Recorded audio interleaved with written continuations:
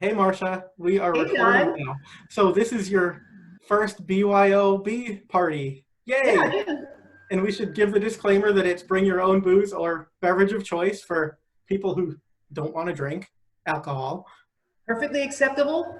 We are simply drinking colored water, That's as you right. can It's beautifully colored. see. It has suspicious colors, but it's good Who would stuff. know? Who would know? Cheers. Cheers to you. Oh, Ooh, the it's pause are delightful. refreshing. Water has never Good stuff. tasted so good. Just drink more water. Yeah. So anyway, you decided that you wanted to take some questions from the people that follow you on social media. And I guess I'm just here to feed them to you, but you hand selected a couple that you wanted to start out with. And if people have a good time with this, maybe you'll do some more in the future. But anyway, We your will wait for the feedback and see. yeah, let's see what happens. But your first question is from Wendy Engelberg, and she would like to know, is somebody who is wanting to read more and who loves mysteries, which book of yours do you suggest I start with, and can I get it on Amazon? So you can get all my books on Amazon. The first series, this is really a question of what your taste is. My first series of books is Rachel Knight is the lead character, and she's a prosecutor. And in that series, I kind of channel, in a fictional way, my experience as a DA in Los Angeles County in the Special Trials Unit, my life before the Simpson trial. Back before there was cameras and hoopla and all that stuff, it was really nice. It was a great gig, and that's what I loved. That's when I loved the job of prosecutor. Simpson trial, not so much. So that's Rachel Knight with her best friends, Tony LaQuillette, who's also a prosecutor in special trials, and the detective in robbery homicide division, Bailey. And so the three of them are a dynamic trio who work together, have fun together, get into trouble together, of course. The second series is based on a criminal defense lawyer named Samantha Brinkman, who also has a trio. She has her investigator, who's a former client, and a genius hacker. And she has her best friend, Michelle, whom she's been tight with since she was in junior high. And Samantha is a much more tortured character, has a lot of abuse and neglect in her past, which causes her to seek justice in her own way. Then she does not really believe in rules, at least not as applied to her. She's a little bit on the spectrum, as is her father, who's an LAPD detective, which she discovers in the novel Blood Defense because she never knew him as she was growing up. So you have one side, you have the prosecution in one series, and you have the defense in the other. It's up to you. What do you feel like? Both have a sense of humor. Both have a lot of murder and mayhem. Sure. And we should also say, just because you're about a week past publication now for Final Judgment, which is the fourth Samantha Brinkman novel and possibly the last, at least for the time being. But they do all have standalone plots. So for people who like to start at the beginning, you certainly can, but you don't need to. You miss maybe a little bit of the relationship and character dynamics, but there's a mystery that is unique to each book. Yeah, exactly right. And I do catch you up with who everybody is. So you're not wondering who's this or who's that, hopefully. That's true. And we should say, I'm going to cheers to you. It's just another excuse to have a sip of this Yeah. colorful water. But your book has been out for, I think, 9 days now. And pretty much consistently, it's been #1 on Amazon in some new release category. I know Sam might, take exception to being a vigilante there. But hey, if it gets you to #1, cheers. Yeah, Sam's all for it. And cheers. Yes. I know it's We congratulate refreshing. ourselves. We have answered a question. Yes. Yeah, it's like a drinking game. Answer a question, take a drink. It's what they do with dogs, right? You That's give them right. a treat, then they do more. But Pavlov. Yeah. All right, so next question is sort of a nuts and bolts writer's question. And I'm hoping that I interpret it correctly. I'm going to try to break it down for you, though, because it was like a 7-part question. And I'm not sure. It comes to you from Karen Anderson, who is a writer herself. I don't know. I get the assumption maybe she's not published yet. And I'm not sure if she knows that you're traditionally published. I think sometimes people hear Amazon and they don't realize that Thomas and Mercer isn't self-publishing. It's an Amazon imprint because they do their own publishing. So just so she knows, you are traditionally published. Both your series have been through different publishers. But anyway, the beginning of the question, and I believe this refers to guilt by association and not without a doubt, is firstly, what steps did you take upon deciding to publish your first book? So I think she wants to know, when you really decided that you wanted to try writing fiction and how you took those first steps forward.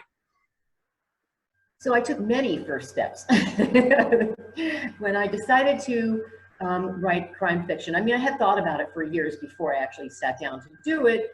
And then when I did, there were many efforts at a manuscript that shall never see the light of day. And thank God. I know, so what I did. Yeah, no, they will never surface.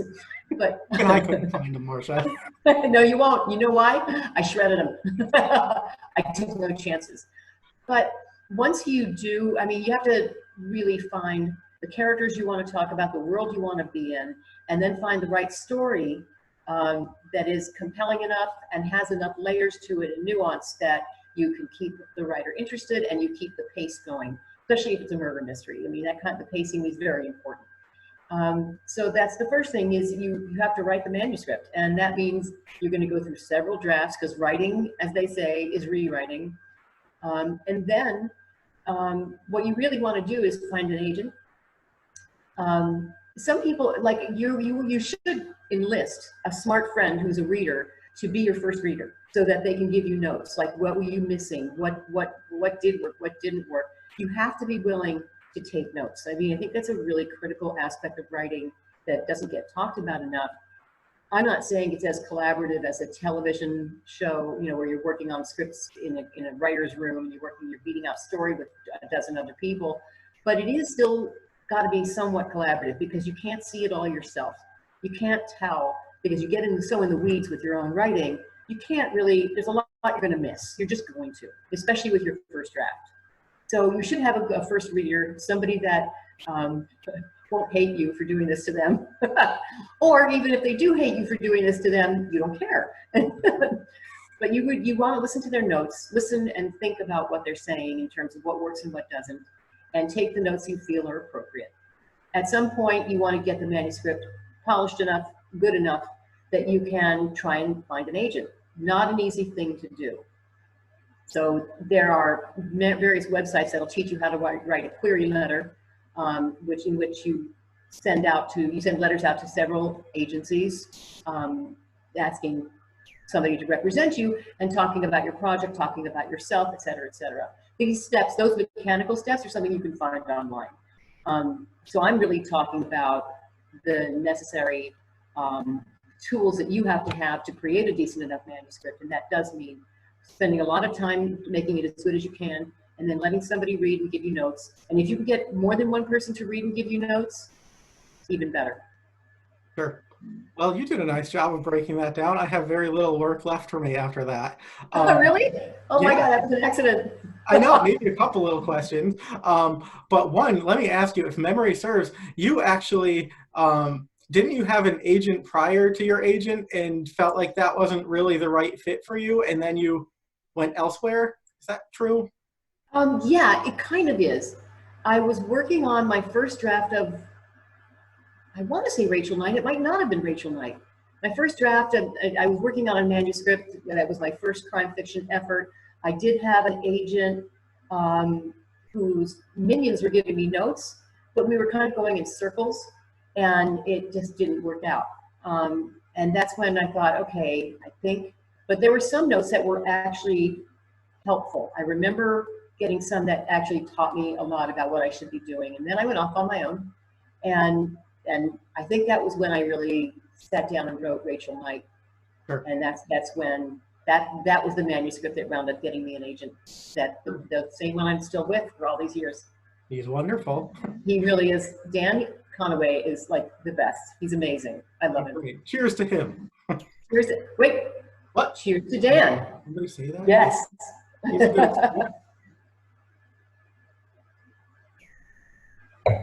I'll let him know we toasted him. That's right. He'll be very happy. He'll be very happy. Wouldn't you be honored? What? You would be honored, right? He should be. Yes. You should be scared not to be. So anyway, I guess the takeaway from that is to, know that you're in a relationship where you feel comfortable with your agent and the feedback is actually on topic. So Karen was also wondering, okay, so you have your manuscript, you feel like it's in good shape, you've been fortunate enough to find an agent. So really now it's sort of the agent's job, correct, to start Yeah. selling your manuscript or sending it around, and then you sort of weigh the options together and decide where to go with it. Is that true? That is true. I mean, your agent will advise you on where it should go and who you want to send to. And, you hope to have the lucky experience of having many options and choices to go with, but your agent advises you at that point. They know which publishing houses are, or which imprint actually within the publishing houses are the best match for your manuscript, and he'll guide you there. So at that point, the agent does take over. I mean, you'll talk to your agent about it. She will ask you, this one I like for this reason, that one I like for that reason, you'll come to a decision about it, but your agent is the one who's going to know because that's what they do. Sure, sure. All right, final question, and this is, a fun one. Oh, actually, you finished a question. You should take a drink. Oh yeah, reward. That's right.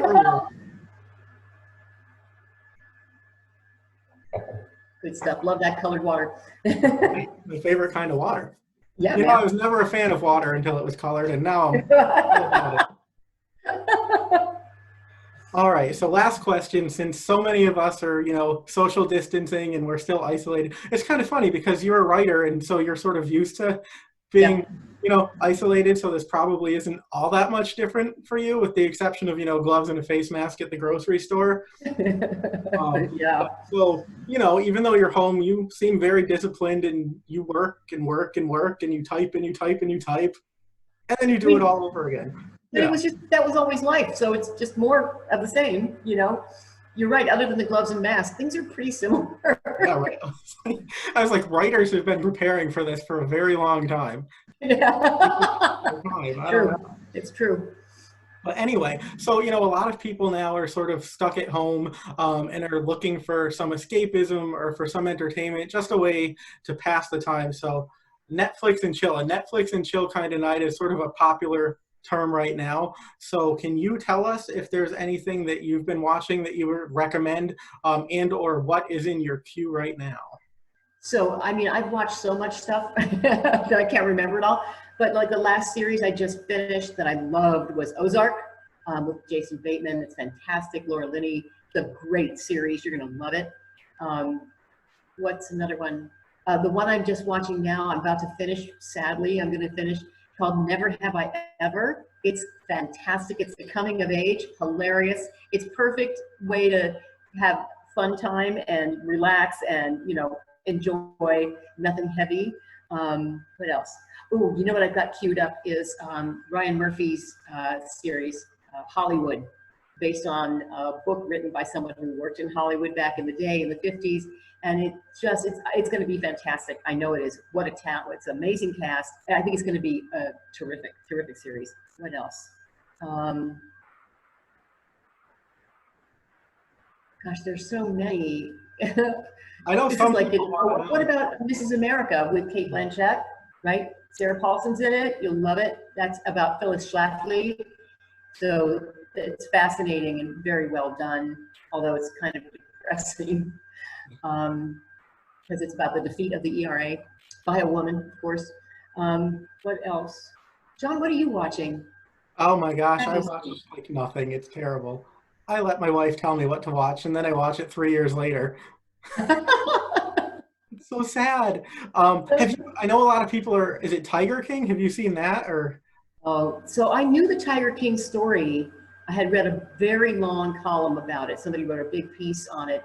And it was so awful and so harrowing. This guy is an abuser of wild animals. And why he's even allowed to have a tiger is a mystery to me. I mean, dude, what the actual F, And so I don't want to watch the series because I can't bear animal abuse. And I don't want to glorify his story in any way. If there's any small thing, like my little tiny part, to not watch it. But I know it was very, very popular, unfortunately. Sure. And actually, let me ask you one last thing, if you don't mind. You brought up Sarah Paulson, and she played you in the FX miniseries, American Crime Story. And a lot of people asked, and I know you've talked about this before, but people are really interested in, what your thoughts were on her portrayal of you. So if you just wouldn't mind touching on that really quickly. Oh, I thought she was amazing. I don't, we didn't know each other. I never met her. She shot the whole thing, before we got a chance to meet. And I don't know how she managed to channel what it felt like to be in that case, what it felt like to live through that misery. She did. She just did it. I think she's just a genius. She's amazing, amazing. I couldn't believe it. I really could. Oh, you know what we were going to talk about? We were going to talk about podcasts. Oh, yes. Please. That's right. That's right. So I want you to say some too, but I have listened to a lot of podcasts, I have to say. And mostly they're like helpful kind of podcasts. Like Esther Perel has this podcast called How's Work that is fantastic. She's amazing. She has another podcast as well. I forgot the name of it, but you'll find it when you look for Esther Perel, and she's everywhere. And I think, but for sure she's on Spotify. She's really good. So she helps people with problems that they have with working with each other, and it's really terrific. How I Built This by Guy Raz, people who start businesses, entrepreneurs. Another one that's about entrepreneurs that's great is called Without Fail. Really great. What else? Oh, the Happiness Lab. Especially now in this time, it's a good thing to listen to. She's a counselor, and she has great stories and stuff. So that's another one that I highly recommend. Probably it couldn't be more timely, right? Yeah. Being happy. Being a little happy. Yeah. So having somebody explain how you do that. Yeah. Nice. It's invaluable. Yeah. It's really good. Oh, well, those are terrific recommendations. And I'm just going to put in 2 cents here and say too, because a lot of people are asking, is there ever going to be another, Marcia Clark Investigates the First 48? But something cool that A&E has done is the show is still available on demand, but they took segments of your corresponding podcast and sort of inserted them into the episode, so it adds a different dynamic to it. So for people who, saw the episodes initially but might not have caught the podcast, that's a kind of cool and refreshing way to get a new little spin on it. Yeah, it was really cool. I didn't know they were going to do that, because we recorded the companion podcast after all the shows were shot, and we did it that way because what we wanted to do is have the podcast add things that they're not in the shows. And so I thought that was really smart that they spliced them in that way. Very cool. Yeah, pretty innovative.